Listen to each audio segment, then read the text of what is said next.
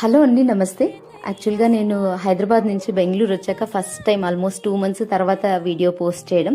మేమైతే ఇంకా బన్నీర్ఘట్ట జూకి వెళ్ళాం బెంగళూరులో. అండ్ నేను బిజీగా ఉండడం వల్ల, అంటే నా క్లాతింగ్ పేజ్ ఓపెన్ చేయడం వల్ల నేను వీడియోస్ పోస్ట్ చేయలేకపోయాను. అండ్ దీంట్లో చాలా చేంజెస్ వచ్చినాయి నేషనల్ జూలో. అండ్ నార్మల్గా ఏంటంటే కొన్ని చేంజెస్ చాలా బాగా అనిపించింది, కొన్ని చేంజెస్ అసలు బాగాలేవు అనిపించింది. అండ్ సఫారీ విషయానికి వస్తే, మీరు సఫారీకి వెళ్ళడం కంటే, సఫారీ ఎందుకంటే 400 to maybe 600 మధ్యలో ఉంది అనుకుంటా.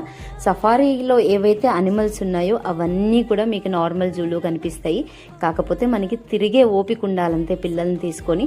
అండ్ ఎవరైతే పిల్లల్ని తీసుకుని వస్తారో బయట ఫుడ్స్ అండ్ ప్లాస్టిక్ అవి అలో చేయరు, కానీ normal food and water bottle ఏదైతే ఉంది అది అలో చేస్తారు.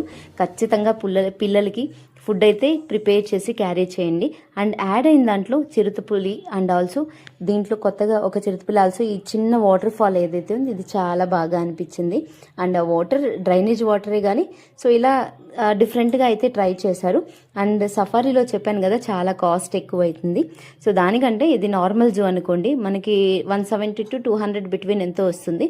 అండ్ ఈ ఎలిఫెంట్స్ అయితే నార్మల్గా మనకి అప్పుడు 2 ఉండేవి, ఇప్పుడు 5 దాకా ఉన్నాయి అనుకుంటా.